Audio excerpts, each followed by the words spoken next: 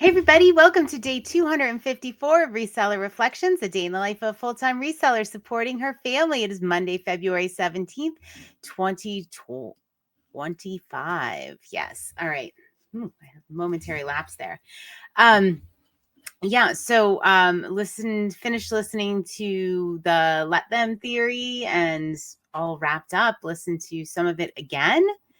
And the main thing I got out of it was what I talked about. It was the whole, not the let them, but let me. What are the actions you're taking after you decide what you're in control of? What do you have control of? And what are the actions you are going to take? But the one thing I really want to talk about, because I think it is transformative, and I want you to just listen to it for a second, and I want to know whether your reaction is negative or positive. I tell you, you have to do it. No one is coming. No one is coming to help you. No one is coming to do it for you. No one is coming. Did you have a positive or negative reaction to that statement? Initially, when I heard it, I thought it was really negative. But the more I think about it, the more empowering it is. You're not waiting on somebody to do the next thing, to start what you want to start. And I love how the let them theory, and the book is again linked up in the show notes. I'll link it up today again. And it's that no one is coming. Let me. What am I going to do?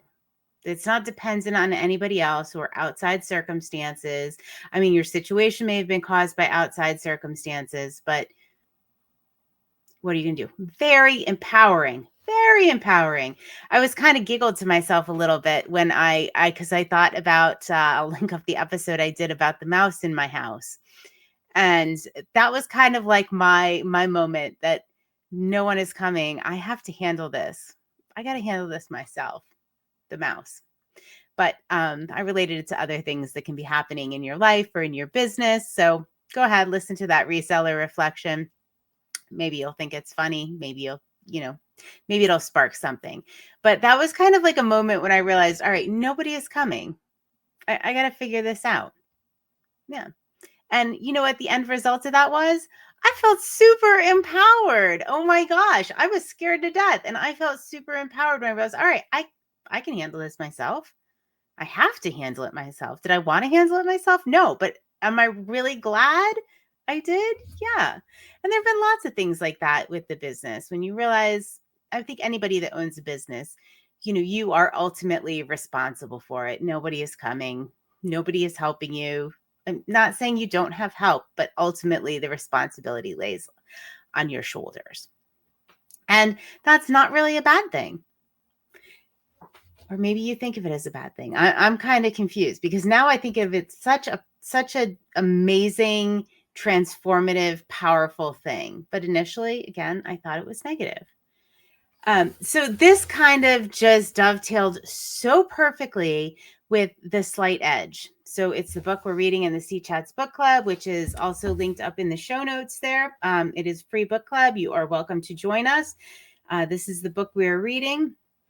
So anyway, there's a whole chapter that we're doing tonight, and it is chapter 9? Chapter 10. Chapter 10, Two Life Paths. And I love this quote. I actually had it up on my quote board the first time I read The Slight Edge. And it's John Burroughs. Man can fail many times, but he isn't a failure until he begins to blame somebody else. And I think this really ties in so well with, let me, no one is coming. Because one of the things that we can do is assign blame, make excuses, shirk responsibility instead of taking it on and deciding what we are going to do. And I love to be aware when I start to blame, or even when people around me start to blame or make excuses or just blame their circumstance. It doesn't have to be a person. It can be, you can blame your circumstances. Yeah, life's not fair. Get it. You know, we all have stuff. But just how dangerous and slippery of a slope that is when you start to blame, because what that does is it takes the power away from you. It takes the responsibility off of your shoulders, and it's a really good way of making an excuse. But guess what? Nobody's coming to fix it. So blame, yeah, it's going to take you down the wrong path of the slight edge. Anyway, just a little food for thought tonight for you guys to think about. Hopefully I didn't get too deep with all of this and throw in too many things here at you. I am reset to zero because I haven't started working since I got home. It was, so yesterday I talked about my plan interrupted, right? Because there was a big snowstorm in Pittsburgh last night. So I got up this morning at 5:30. My car was iced shut. It was a nightmare. The roads were like the first half mile, everything was good. And then I had a major snowstorm.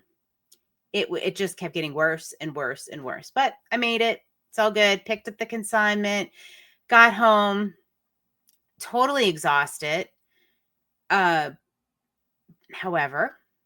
I'm so thankful for the 12-week year in my tasks, because I thought, all right, well, I can just, kind of just stop and chill and do my laundry and unpack and all of that. Or I was like, you know what? I'm not feeling that great. Like, not physically ill, but just like kind of sluggish, and like, you know how it is when you're in the car all day and, you've been eating like crap for the weekend and not exercising and just, off your routine. So I was like, all right, you know what? I'm going to check a couple tactics off of my list. So got in the car, went to the gym, went to the store, did my meal prep, did some strength training, and now I'm back here for book club. Did I want to do those things? No, but I was thankful the tactics were there. And I was like, all right, you know what? It's going to make me feel really good to check those things off, because my plan was really interrupted. And, the travels took a lot longer than I had anticipated. So I feel like I'm back on track. I'm not exactly sure when I'm going to fit all of the shipping in, but I felt checking off these tactics would, Jason, be kind of a keystone moment where if I did that thing and I just got in the car and went to the gym, everything else would start to fall in line. And yeah, so that was good. So plan interrupted, but plan back on track. Things are happening. Just so thankful for the 12-week year and our group that is doing this, because I know exactly what would have happened, because I've probably done it a million times after I've taken this trip, is just like crashed, burned, not did anything, because, hey, I had a good excuse. I drove through a snowstorm. I got up at 5:30. My car was iced shut. It was stressful. I picked up a consignment. I went like 2 hours out of my way to pick it up. There were a lot of excuses, but you know what?